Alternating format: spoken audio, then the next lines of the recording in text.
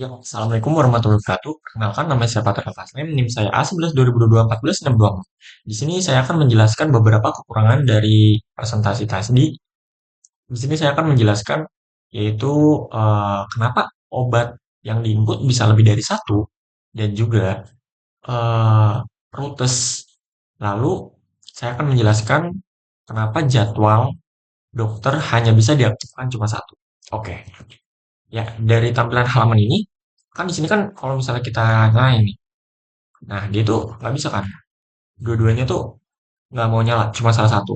Karena di sini udah dijelasin ya, hanya satu jadwal yang dapat diaktifkan pada satu waktu. Terus, di bagian kodenya, kita di sini akan menjelaskan kenapa dia bisa itu. Karena di bagian ini, nah, jadwal berhasil diaktifkan saat kita mengganti di bagian toggle nih, fungsi toggle pada jadwal. Nah, status satu. Nah, jadi jadwal berhasil diaktifkan. Jadwal lain yang sebelumnya telah dinonaktifkan. Jadi kayak kita tuh pilih salah satu di sini nih. Nggak bisa langsung dua-dua gitu. Terus yang di bagian obat. Dari bagian obat itu, sorry, di sini nih. Nah, ini kan satu nih. Yang ini dua nih, paracetamol ini. Nah, itu dari mana? Nah, di bagian obat, bentar saya cari dulu. Obat, obat, obat, obat. Nah, kenapa obatnya bisa lebih dari satu?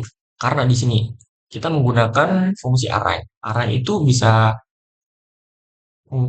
menginput data lebih dari satu yang kita pilih. Nah, dari obat ini juga di bawahnya kan ini memastikan obat yang dipilih nih. Kita menggunakan array ini lebih dari satu fungsinya.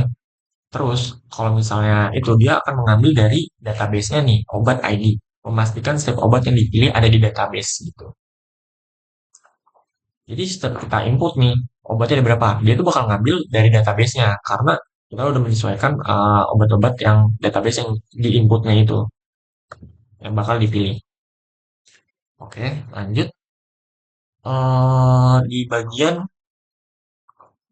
rutes. Nah, rutes, rutes. Nih.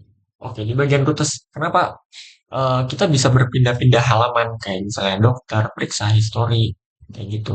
Karena di bagian rutes ini tuh dia akan memindahkan halaman halaman itu yang kita mau. Misalnya kita mau masuk ke bagian dokter edit, apakah bisa di sini? Eh, edit, smartphone. Tapi kalau misalnya kita dari sini, nah ini yang mana ini? Edit, dokter edit, CRUD, ya oke. Ntar nih dari dashboard, kan dashboard nih. Ini kan kita kan pakai, misalnya kita pakai dokter nih. Coba kita pakai eh admin, bisa nggak? Nggak bisa kan? Kita di sini tuh harus login dulu, mau nggak mau. Jadi itu buat mengarahin ke halaman, halaman yang ingin kita tuju. Dashboard. Eh, coba periksa. Nah, ini periksa nih. Kita ganti dashboard.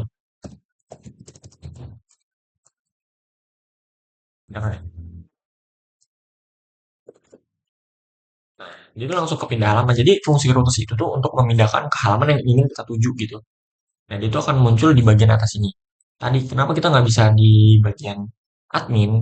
Karena kita menggunakan akun dokter. Misal di sini kita menggunakan admin. Ini sampel. Terus eh,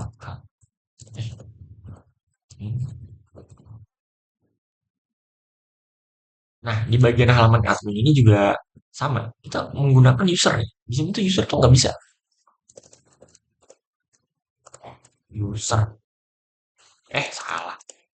Pasien. Nggak bisa. Terus dokter-dokter. Sama nih dokter.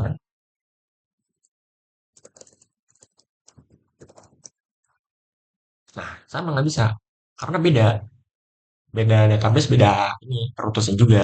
Kenapa? Karena eh, merespon permintaan dari HTTP tersebut untuk menghubungkan dari URL yang kita tuju gitu karena fungsinya controller yang akan dijalankan. Ya, kurang lebih seperti itu. Ya, sekian dari saya. Wassalamualaikum warahmatullahi wabarakatuh.